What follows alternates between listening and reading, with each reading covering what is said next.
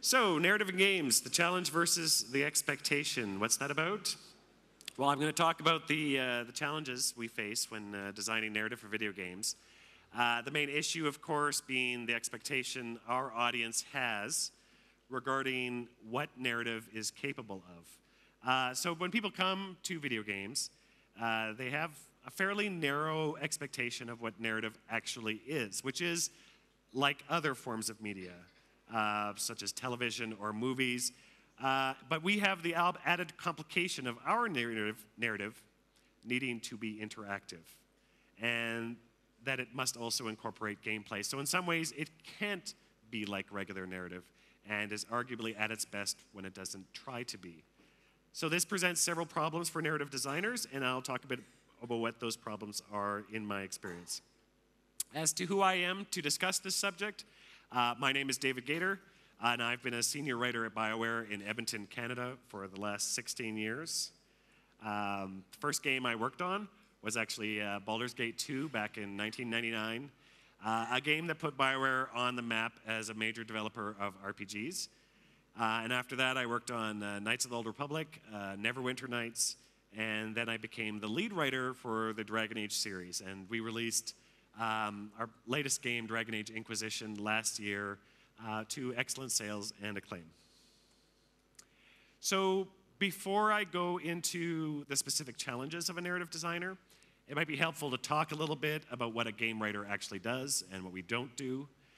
From my interaction with some fans, it's pretty clear that many of them imagine a structure like the one in the picture. The writers create a story and then hand it off to people who turn that story into a game. Very simple. And it's understandable. When someone plays a game, they see the story first and foremost. It's the context for everything that they experience, right? So from their perspective, there is no separation between what is story and what is gameplay. Therefore, the people who make the story must dictate everything that occurs in the game because the story is why it occurs. And that actually has very little relation to how it works. At Bioware, the writers are just one of the teams working under our lead designer, who himself acts under the project director. The writers are creating the narrative in conjunction with the other designers, the people who create the cinematics and the combat, the artists. The game's narrative actually consists of all these things put together. If somebody came to Bioware, no matter what department they're working in, they came because they were passionate about telling stories. They are storytellers themselves. It's not just the writers who tell the stories. Each group in development, we all have our different priorities, our different limitations, and the needs of these other groups are just as important as the needs of the people who make the story. Now, from what I said about how game writers work, is that true for all game writers in the industry? No. Every developer is, of course, going to have their team structured a little differently. The basic challenges faced by writers, however, remains the same. And in many cases, I think actually game writers actually have a harder time. There are many developers where their writers are brought into the development process very late.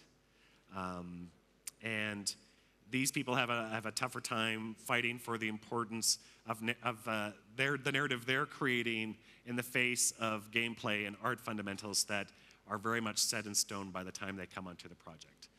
So I think at Bioware, we actually are in an ideal situation as far as narrative designers are concerned. Many developers don't exist in the same situation. But that's not to say that the challenges each writer faces are exactly the same. We have a lot in common, but we also have different approaches to how we make the story. And they boil down into three basic types. Emergent narrative is based on the idea that the story is largely in the player's hands. If the game has a plot, which it might not all games have plot, right? It's done completely at the player's pace and might be a minor element compared to the rest of the game or just a framing device. That doesn't matter, however, because narrative to a player is everything they experience. The fight they just had, that cliff they decided for their own reasons to climb just so that they could see a flock of birds burst into flight on their side. To them, that is the story. It's their story, right? That's all part of emergent narrative, the personal story that the player is telling to themselves. Linear narrative, meanwhile, has the most in common with story as we experience it elsewhere, like in a book or a movie. The player progresses through the story in a very prescribed fashion. While the player is directing their avatar, they don't have any influence over the course of the plot. And that doesn't mean that the story is less impactful to them. It's just very different. I think of a linear narrative that I played recently, The Last of Us, has a very linear narrative. You progress through each scene and set piece level in The Last of Us, the exact same as any other player.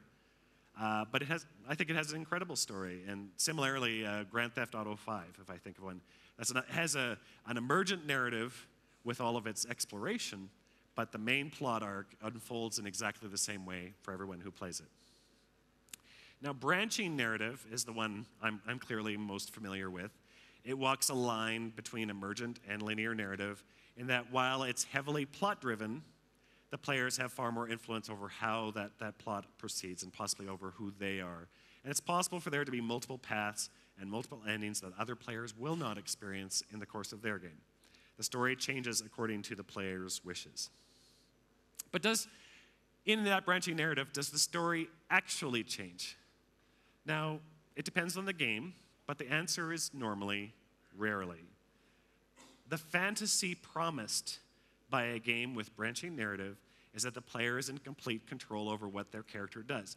But every single outcome in the game needs to be first thought of and created by the developer, right? No matter how much content you try to put into the game, you're ultimately offering the illusion of choice rather than the reality. And if you look at the example here, this is actually an early flowchart for the main Dragon Age Inquisition plot. It's a game with a lot of exploration, and with the player making choices which have consequences on the order and nature of events that follow. But ultimately, if you see the flowchart towards the bottom, ultimately they lead to the same conclusion. Each player follows the same basic story, even if they each experience it somewhat differently. That experience is, however, vitally important to the type of stories we tell in games, and is central to all types of game narrative, whether they're emergent, linear, or branching. It's what sets us aside from all other types of storytelling media. Players are so accustomed to those other forms of media, however, that they expect game narratives to work the same way, even though that difference fundamentally changes and limits how we create it. And that is the need for agency. I am the player. I decide what happens. Ultimately, that is untrue. The developer decides what happens. Even with an emergent narrative, we set the limits and decide the paths ahead of time. But the implicit promise of a game's narrative is that the player is in the driver's seat. Where the player is confronted with the truth that they're not in control, that's when you end up with dissonance, and the narrative falls apart for them. Pardon me. So how do we provide agency? Or better yet, how do we avoid dissonance? Since providing agency boils down to give the player more choices, but you can't always do that. The first thing, in my experience, is getting buy-in from the player on your premise. In Dragon Age Origins, the player is recruited by Duncan, a member of an order called the Grey Wardens. In the story, Duncan gives the player a choice whether or not they join the Grey Wardens. But it's a false choice. The player can't not join. We initially worried that presenting it as a choice would give the player who doesn't like Duncan or who would rather do anything else a moment of dissonance. So we made sure of two things. One, that the Grey Wardens were in the world presented as a prestigious, almost mythical group. Joining them would be cool. Two, we framed the decision in a way where accepting was the only reasonable option. It was the only way out of trouble, for instance. So turning down Duncan's offer would be foolish. It gave the player a reason so that even if they felt reluctant to join the Grey Wardens, not having an actual choice in this case made sense to them. The part of the player's consciousness, which is aware they're in a game, goes, okay, all right, fine, let's just get on with it. That's not something you want to do too often. Eventually the player will grow tired of it, but it's something you need to keep in your arsenal of tricks as a designer. Another one, you need to make sure the player's goals are relatable and easily understandable. That may sound like an easy thing, but it's really not. The players have two sets of goals after all. The ones we set for them and the ones they set for themselves. We have to keep those two things from coming into conflict by making the goals we set for them also be the ones the player thinks they are setting for themselves. We provide the only paths they can go on, but then we spend all our time convincing them that those are the paths they want to go on. So they aren't confronted by the fact that they can't go anywhere else. In Dragon Age Inquisition, for instance, there was a point early in the game when the player had finished setting up the Inquisition. At that point, the player's personal goals could be anything. I want to conquer the world. I don't want to be a religious figure. I'd rather just drop this entire thing and go elsewhere. So not knowing what the player is actually thinking, we have to find something for the player to actually do rather than suddenly go, oh, why can't I do anything? So we introduced the main villain of the piece, Crifius. He comes in, he destroys their base, and sends them running. He wants them dead. He's a threat. Maybe the player wants revenge on Crifius, or just is interested in surviving. So they have to deal with him.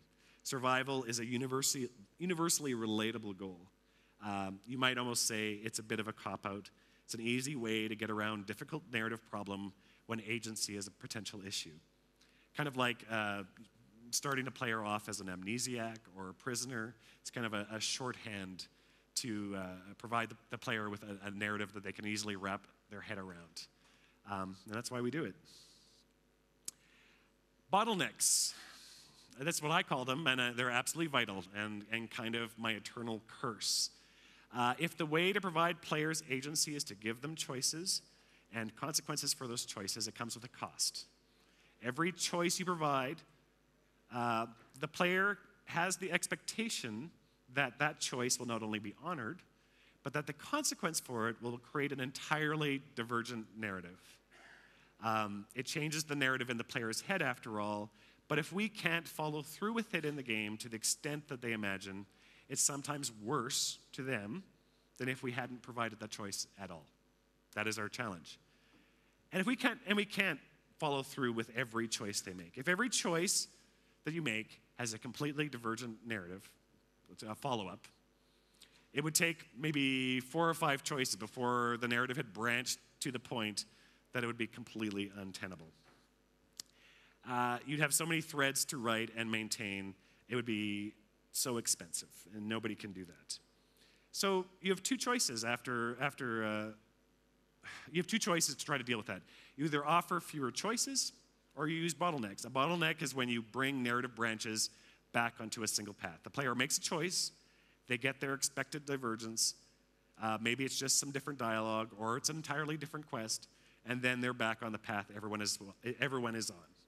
If you do it well, it feels good and natural to them.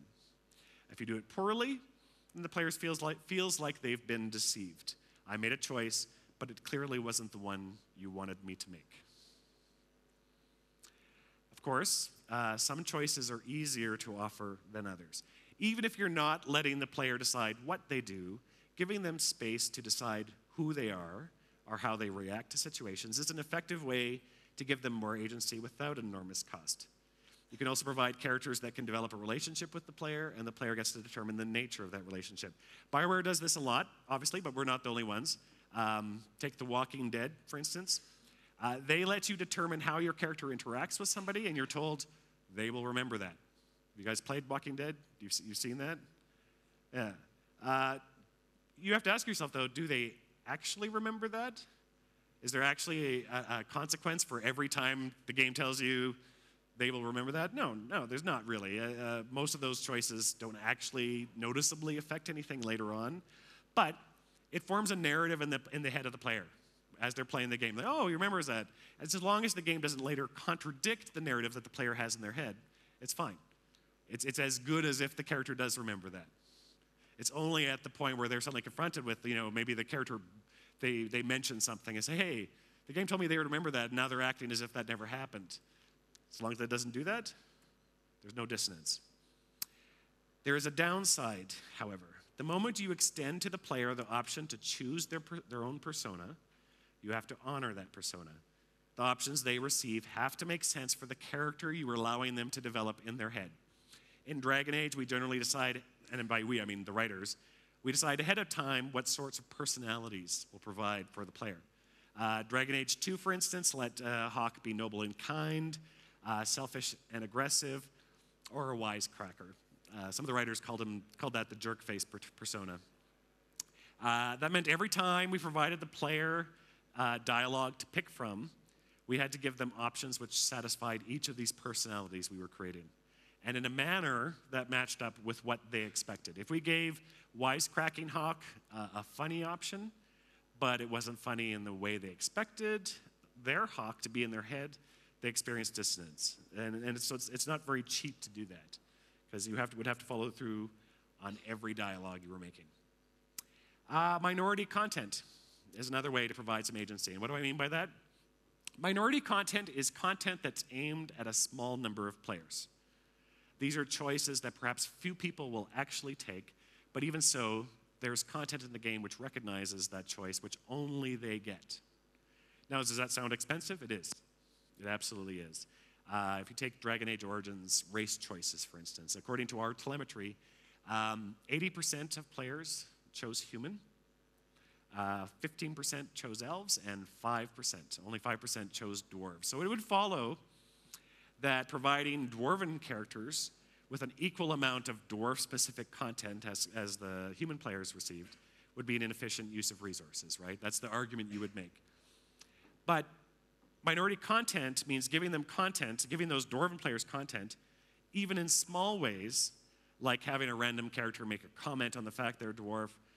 Things like that reinforces their personal narrative and makes them feel special. Not doing it at all, however, would make their choice feel meaningless. And there is a side benefit, actually, that we've come to discover. The existence of options has an appeal even for players who would never pick that option. The fact that a choice exists adds benefit for them.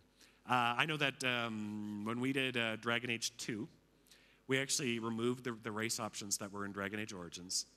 And we had a lot of our players were unhappy, even the ones that normally only played humans expressed a feeling of suddenly being confined, even though they never play elves or dwarves anyway. So the fact that those options didn't exist shouldn't mean anything to them, but it did. We find that actually as well with, if we have a game with like good and evil choices, our experience from our telemetry tells us that, about 85–90% of players always and only pick good choices. But if the argument then was, well, then why provide evil choices at all? Think about it. If you're being asked to make a moral choice in a game, it's not a moral choice if you don't have the option to do it in an evil manner, right? If you don't have the option to be immoral, if you're not tempted by immorality or you don't have the option to do it, then the fact that you were good has no value to you.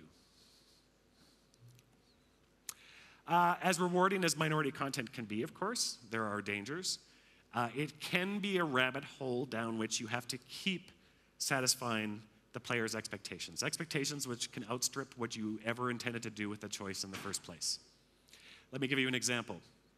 In both Dragon Age and Mass Effect, Bioware has attempted to maintain story continuity between games, meaning that all the choices you make in one game have effects which carry into the next.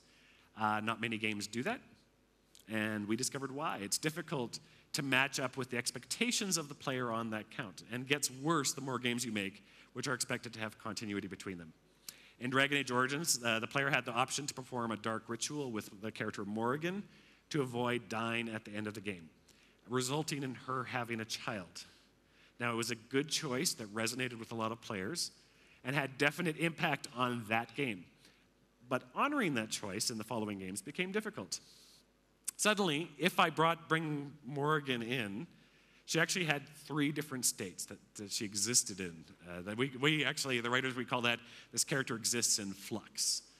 So we had Morgan without any child, Morgan who had a child who was conceived naturally and without the dark ritual, and we had Morgan who had a child who was conceived through the dark rituals, with we called it the old god baby version. Honoring that 3rd state was complicated by the expectations of the player who had done the dark ritual. Now, they imagined it was for some great purpose. Morgan hinted she hinted that it was important, so they suddenly imagined that if they had done the dark ritual, that this old god baby would have world-shaking consequences. And so that if they carried over their decision, they expected an entirely divergent story centered on this decision from 2 games earlier. In fact, some of them expressed that the entire story of the game should be focused on this one decision. And since it was from 2 games earlier, this is minority content in the sense that it actually was a small minority of players who even tried to carry that forward. So how can you fulfill that expectation? It would almost seem like no matter what you try to do, it would never equal what they imagine in their head it could be. And that's how it is for a lot of these decisions we find. Our ability to actually create that kind of divergence is almost impossible, so it seems like we're never quite living up to their expectation, and we're creating content that ultimately can only dissatisfy the people who are in fact most invested in that continuity. It would be far easier, obviously, to have Morgan and her child not appear at all, have the next game take place so far from where or when the first one was that the choices they make wouldn't matter at all, yet we wanted to try. So in the end, I crafted a story that could play out several different ways, depending on whether Morgan had a child or not. It was a story that I tried to make about Morgan and not about the child, to say something about Morgan and her growth as a character, and thus would reward the player who carried over their decision and give them some resolution, even though I knew at some level it would probably never meet the expectation of those people who wanted that absolute divergence from the main plot. I think in the end it worked to a degree, but I can't help but be left with a feeling that this sort of content will always leave the player who tries it a bit out in the cold. We developers look upon it as a reward, as fan service, sort of a shout out to the players who have played the earlier games, but ultimately we look on it as a sideshow. But to the player, they look on it as the main event. They consider all the games to be one story, even if they're spread out over different games, and don't really care about our limitations, and that's it's completely fair. So it's one area where the gap between narrative expectations and our ability to deliver on them has proven almost impossible to breach. And it's something that will remain a challenge, and we'll have to figure out how to do it. Another narrative trap you can fall into, we call it card tricks in the dark. It means this: providing reactivity to a player's choices is awesome. People love it when they receive choices, when they get agency. But it only has meaning to the player if they realize that they're getting reactivity. They could be receiving an entirely divergent storyline, something they got only because of a decision they made earlier. But if they have no idea that it's happening because of that earlier decision, to them, it's just the story, the same as any other. It's not special. Now, if they suddenly went back and made a different decision, they would actually realize that, oh, hey, something entirely different is happening. That's good. And it's the reverse of the opposite problem, which is if they go back and they make a different decision and realize that there is nothing different, then they're like, oh, well, I guess that is when they realize that it's a false choice. So that's an opposite of that. But we realize as well that only a small number of players would actually go back and do that. Like our telemetry tells us that only a minority of players ever play the game more than once, if they even finish it. That's a minority, less than 50%. So the hardcore minority will appreciate the reactivity, but for most of your efforts, if they don't realize that it's reactivity, your efforts are wasted. So let me give you an example of a place where I thought this was actually done pretty well. In The Witcher 2, early in the game, you're in the middle of an ambush. I think if you played the game, you maybe know the moment I'm talking about. And you have the option of helping the ambushers. I think it was it Blue Steel? No, I'm probably thinking of a movie. But you could help the ambushers, or you could help the elf that they were trying to attack. And it's an immediate, in-your-face decision. And right after making it, the player is rewarded with an entirely different second act. Even if The Witcher 2 eventually used a bottleneck to bring all the players back on the same path, the player felt very rewarded for that choice. The divergence happened right after you made the decision, and it was obviously specific to what you had just done. You didn't have to replay it to realize that what was happening was reactivity to your choice. So expensive as having two entirely different acts must have been, only one of which the player would actually see, I think it was reactivity that was effectively applied. We did something different in Dragon Age Inquisition, something similar, pardon me. In the first act, you're given the option of either dealing with the mages or the Templars, which leads to two entirely different plots, only one of which the player was ever going to see. They either went to Redcliffe and faced off against Alexius and the Tevinter mages, or they went to Therenfall Redoubt and faced off against the Envy Demon impersonating the Templar commander. And in doing so, the other plot was closed off forever. So that was great reactivity to a choice, but it was ultimately less effective than the Witcher decision. The player was warned when they made the decision that it was irrevocable because the other faction wouldn't like it, but it wasn't made very clear to the player that they were choosing between two entirely different plots. Some players expressed confusion that they couldn't afterwards go to the other location. And we'd originally intended on having a different plot happening if you went there after you did your first plot. So if you dealt with Alexius, then obviously the Envy Demon was successful, and now the Templars at Therenfall Redoubt were all converted with the Red Lyrium and turned into an army. So you could go there and see, oh my God, I didn't get there in time, so there were consequences. That would have made it better, but as it turned out, it was just too expensive to put that much more content to something only half the players would see.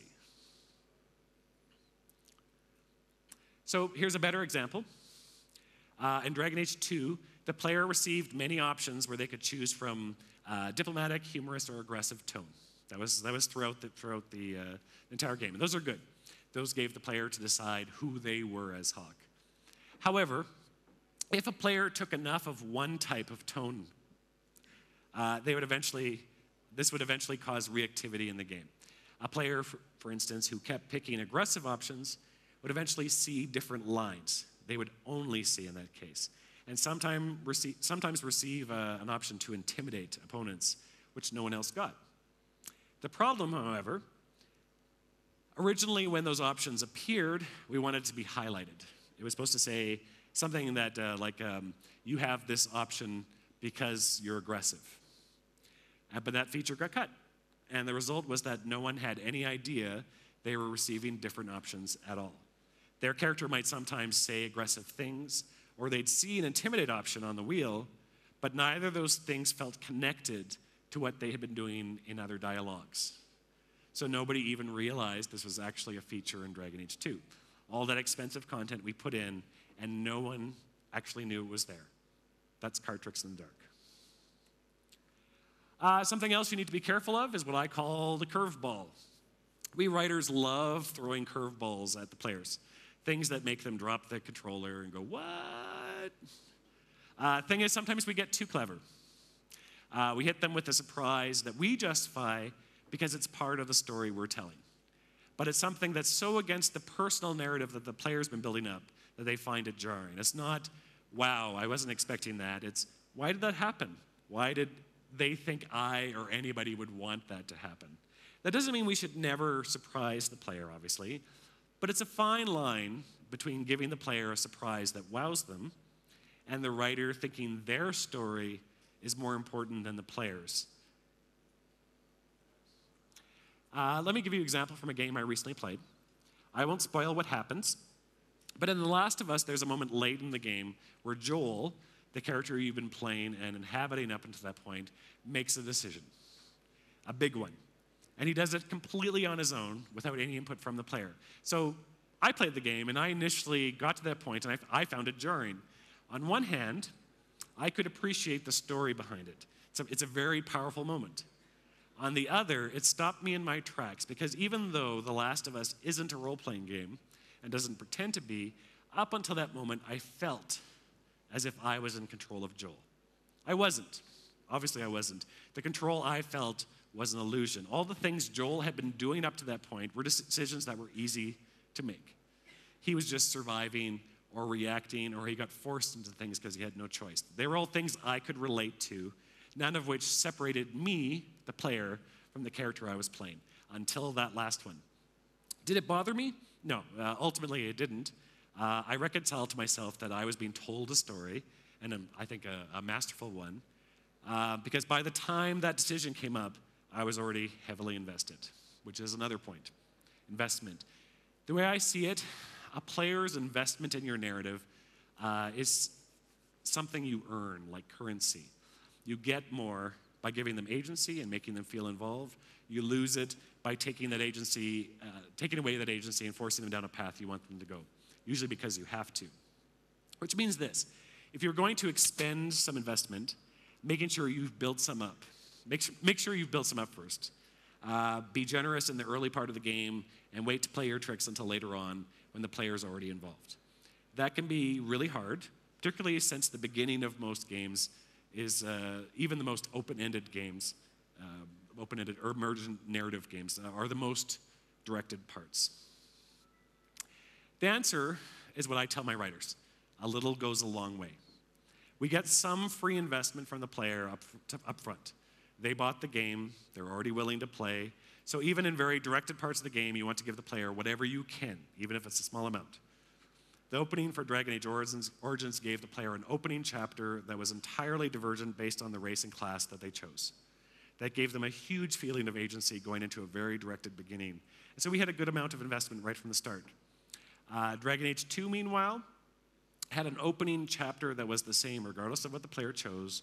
We included 2 choices in it, but both were about characters the player had just met and had no relationship with, even if the character they were playing was supposed to. That wasn't our original intention when the story was conceived, but it doesn't matter. It became an example where we entered the second act of the game with no net built-up investment, and we needed to sort of earn some from that point on. Something I always tell my writers: pick your battles. You might be looking to simply create a cinematic masterpiece, one that tells the player a linear story within a gameplay framework, or you may be looking to create a role-playing game that puts all the power in the player's hands, with as many choices as possible. Either way, you're never going to be able to do everything, right? If we tried making a role-playing game that included every choice we could possibly think of, all taken to the maximum possible extent, yes, it would be the wet dream of hardcore role-players everywhere if we could make it. But we can't. Nobody can. Good narrative designers pick their battles carefully. They choose a few things to focus on and do well, and know that those things come at the expense of other things. For example, we want to give the player agency by allowing the player to customize their character. So you then lose the ability to have a story that focuses completely on that character. That's how it works.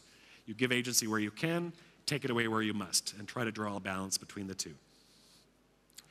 Another bit of advice: ciphers are your shorthand for getting the player invested. This is something I think Bioware actually does pretty well. We create characters that become ciphers for the player to get interested in the world and the plot. The player cares about them, wants to develop a relationship with them and gain their approval, and thus cares about what they care about. Consider this. I've heard people describe plots that I thought sounded interesting, but I've never heard any plot that made me care, not until they started talking about the characters. It's very easy to write plot as if that is something the player should care about. We spend a lot of time in games having things happen, having characters who exist solely to tell the player what to do or to deliver exposition, but the player is never going to care about that. They are not part of that world. They might be able to appreciate why saving that world is important, but they will not care about it until there's someone in that world that makes them care. That is not to say that writing good characters is easy or cheap. For the Dragon Age series, we put our follower characters forward as a major feature.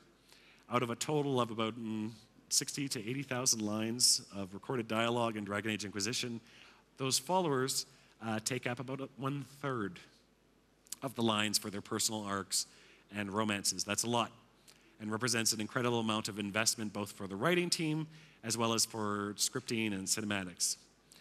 Did we need to do that much? Did we need to have 9 characters and 3 advisors, all with long plot arcs and 8 of whom who had romances? No, obviously not. But we established an expectation among our audience that this is what Bioware characters would be like. We set the premise that you could speak with them on a regular basis and that they would react according to their approval of your actions. And all that comes with an associated cost.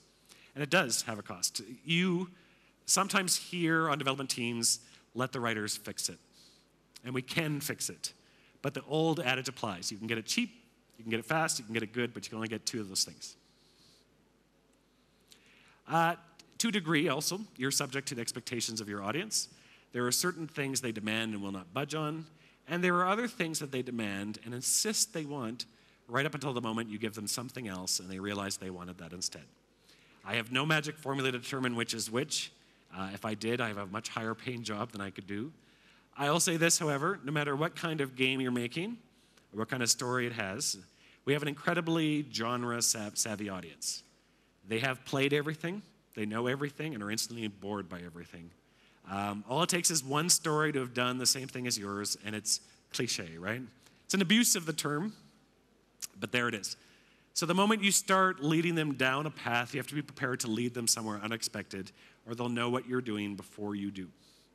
My example of this, which has always brought me great amusement, is the Alistair romance in Dragon Age Origins. He's the charming prince archetype, and if the player makes him king, she immediately gets starry-eyed with thoughts of, oh, I'll become his queen, until he dumps her out of duty. It made sense for the character, and the players hated it and loved it. Is it possible to change things too much? Sure. You always run the risk of the curveball, like I said before. Some players might argue the ending of Mass Effect 3 did that. You could also say the Dragon Age series has changed a bit too much of its fundamental rules between each game and run afoul of the expectations of some of our hardcore players. Absolutely true. I think it's just as easy to play it too safe, however. While so much else went right in Dragon Age Inquisition, at the end of the day, my one big regret was not risking more with the main villain.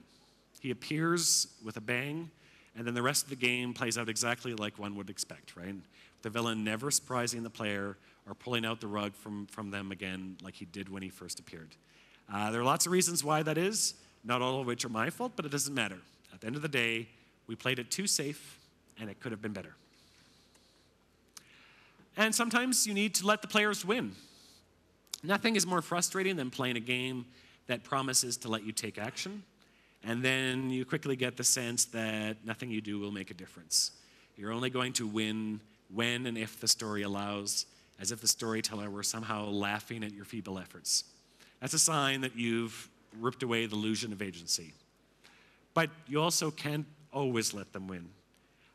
In Dragon Age Origins, I wrote a plot that involved the player needing to choose between sacrificing a willing mother to save her possessed son, or killing that son before the demon inside him destroyed everything. It was a hard, compelling decision for the player to make. And in the end, I actually wrote the ability for them to get an out, a way to save both the mother and the son if they did everything right. So what happened? That route, that out, the one I'd intended to be an outlier, became, for many players, the only right way to finish the plot. Players reloaded or replayed the plot until they got that result, and it sucked all the drama out for everyone who knew that that choice existed.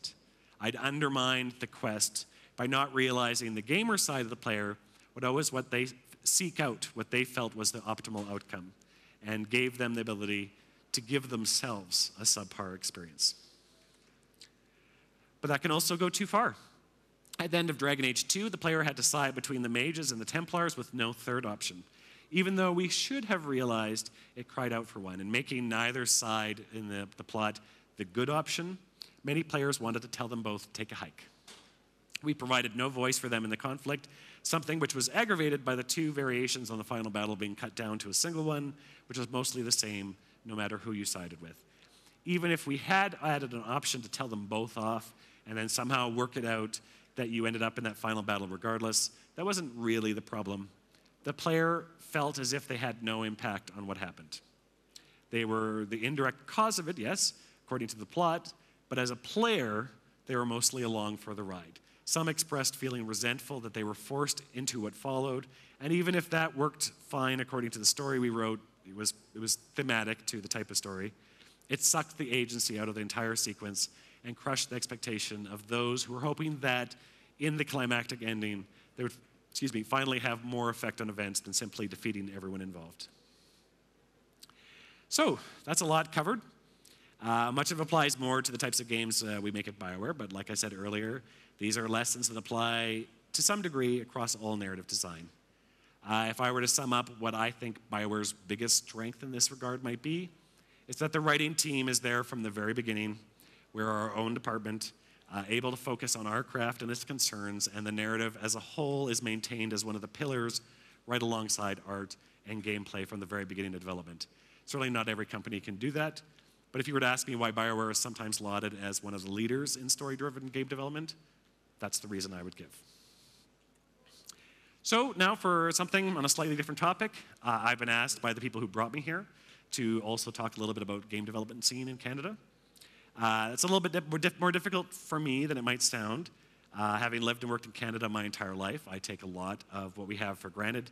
It's easy to think that everywhere in the world must be this way, and it's taken traveling to different countries and interacting with game developers there elsewhere to realize that that isn't always the case. So a few things I've noticed and which I believe have been beneficial to Bioware. For one, there are a lot of gaming companies in Canada, over 450, which is not bad for a country of only 35 million people. Bioware's largest office is in Edmonton with over 400 people, but we're not the biggest game developer in Canada by far. Vancouver, and particularly Montreal, where Bioware has a second office, are the biggest hubs with companies like Electronic Arts, Microsoft, Ubisoft, Capcom, many undoubtedly attracted by the tax incentives and low tax environment offered by the Canadian government. While we hire people from all over the world, it's not that difficult to find talented developers you need right at home, particularly writers. I mean, there are a lot of experienced full-time game writers in Canada, but I guess we've probably already hired all of them. And even if we weren't looking for experienced developers, there are a lot more in training. I wasn't even aware until a few years ago that universities offered courses in game design. Like programming, 3D modeling, yeah, those things, sure. But game design, writing, even in Edmonton, there are students learning how to make video games at the University of Alberta, and there are more elsewhere. I know Bioware has brought in a number of interns from these types of courses through programs sponsored by the universities, and these are often people who can jump right into things. Two people on my writing team came to Bioware as interns and then were eventually hired full-time. If it doesn't make me sound like I'm pumping it up too much, Canada is a wonderful place to both work and live. Best ranking on the OECD Better Life Index among G7 countries, second highest standard of living according to the World Bank. I believe it. Those are just statistics, however. What it means to me, as somebody who lives and works there, is that a decent salary can afford you a comfortable life. We have more space than we know what to do with, a low crime rate, access to free health care, and a liberal and educated society. It's great that it's a short flight to anywhere in the United States where we need to go, but it's always great to come back home. If it weren't for the cold. Vancouver's not that cold, so we don't hold it against them too much, but you get used to it. Anyway, that's it for my presentation. I just want to thank you for indulging me. I'd also like to extend my thanks to Gamelab for the invitation. If you have any questions or comments and don't get the chance to ask me here, feel free to contact me at the addresses on the screen. I'm always happy to reply. And discussing narrative theory is what I do for a living. I also understand that there is a function that is going on at 6:30. They're serving Moosehead beer outside. I'll be attending that as well. Always happy to talk about it. We're all learning this as we go along.